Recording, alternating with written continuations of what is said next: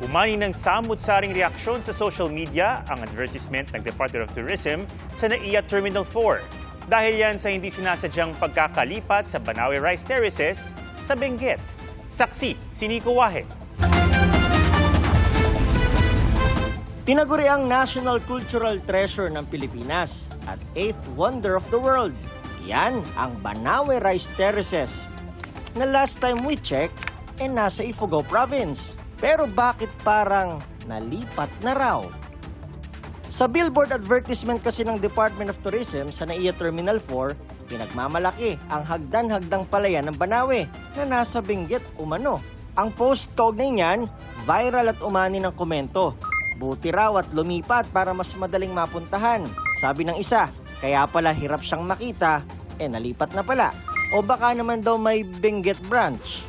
May di rin maiwasang maalala ang viral ding pagkakamali noon na sa Naga makikita ang Bulkang Mayon. Ayon sa nagpost ng larawan na si Stephen Acabado, ikinagulat niya ang ad dahil minsan na siyang nagsagawa ng pag-aaral kaugnay sa Banawe Rice Terraces bilang archaeologist. Noong una nakita na to ako dahil I work in Ifugao. Pero bigla ako nagulat nang nakita ko, bakit Benguet? Bit frustrating.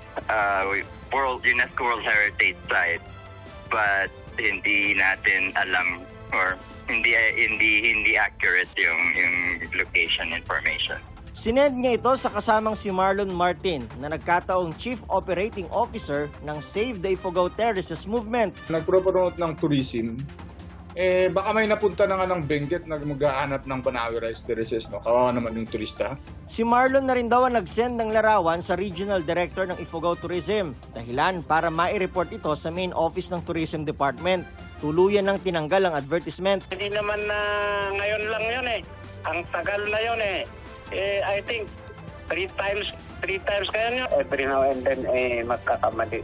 Correct nila bago nila ilabas. Accountability rin ng mga officials natin. Kahit pasabihin natin may contractor na gumawa niyan, di ba? Pero look out nila yon.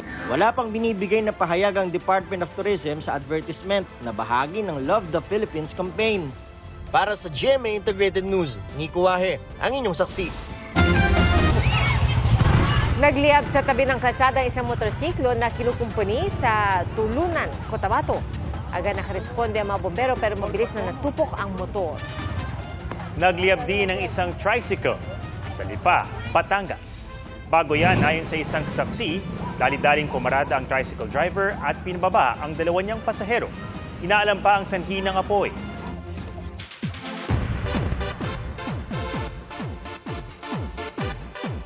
May bagong gugulo sa buhay ni Shaira at Christy sa Asawa ng Asawa Ko.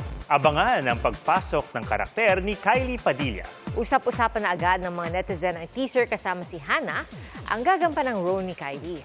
Papatindi man ang mga eksena, mainit naman daw ang pag-welcome ng cast kay Kylie. Aminado naman si Kylie na wala siyang kadate sa paparating na GMA Gala. Pero kahit going solo, kumusta kaya ang kanyang love life? Happy ka ba ngayon sa buhay? Oh yes, I'm very happy now. Very grateful. How about the love department? Love department. Masaya naman ako. Masaya. Nahack ang mga YouTube account ng dalawang Pinoy music group. Inanunsyo ng SB19 na nakompromiso ang kanilang official YouTube account. Ayon sa kanilang pahayag, under control ng insidente. Inireport na rin daw nila ito at inaayos na ang safety at security ng kanilang mga online platform. Naganunsyo rin ng Ben & Ben na nahack ang kanilang YouTube channel. Base sa huling update na ibalik na sa kanila ang ilang bahagi ng kanilang account at patuloy ang pagresolba sa insidente.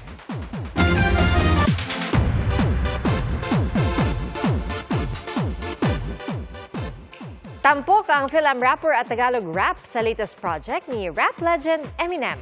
Sa Paris Olympics naman, hot topic ang pagsuporta kay Jin ng BTS. Ating saksihan. Lakas Makapinoy Pride ang bagong rap track ni Eminem. Featured kasi dyan ang Phil-Am rapper na si Easy Meal kung saan nagkaroon pa siya ng chance mag-rap in Tagalog. In 3 days, may 3 million views na rin ang video. Si Easy Meal ang kauna-unahang Pinoy artist na pumirma sa record label ni Eminem. Tila concert ni Jean ang naging eksena sa kanyang Olympic torch relay sa Paris sa lakas ng hiyawan ng fans. Kumaway naman si Jean pabalik na may kasama pang nakakaantig na mga ngiti. Matatanda ang si Jean ang inatasan bilang torch bearer ng South Korea para sa Paris Olympics 2024 na magsisimula sa July 26.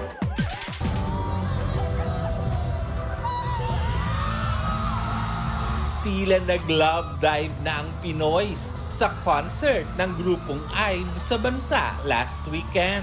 Napawats after like nga rin ng fans matapos kantahin ng grupo ang ilan sa kanilang hits gaya ng Baddie at Kitsch at 11. Let's go! Energy kung energy ang hatid ng Stray Kids sa kanilang performance sa BST Hyde Park.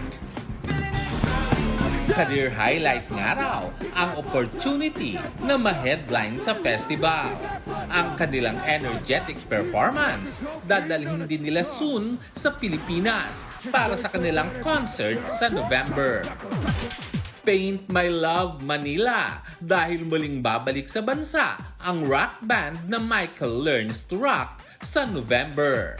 Para sa GMA Integrated News, Lar Santiago ang inyong saksi. Salamat po sa inyong pagsaksi.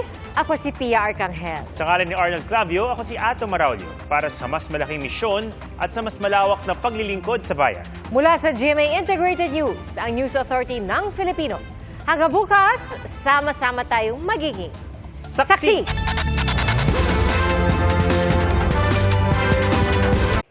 Mga kapuso, sama-sama tayong maging saksi. Mag-subscribe sa GMA Integrated News sa YouTube at para sa mga kapuso abroad, samahan niyo kami sa GMA Pinoy TV at sa www.gmanews.tv.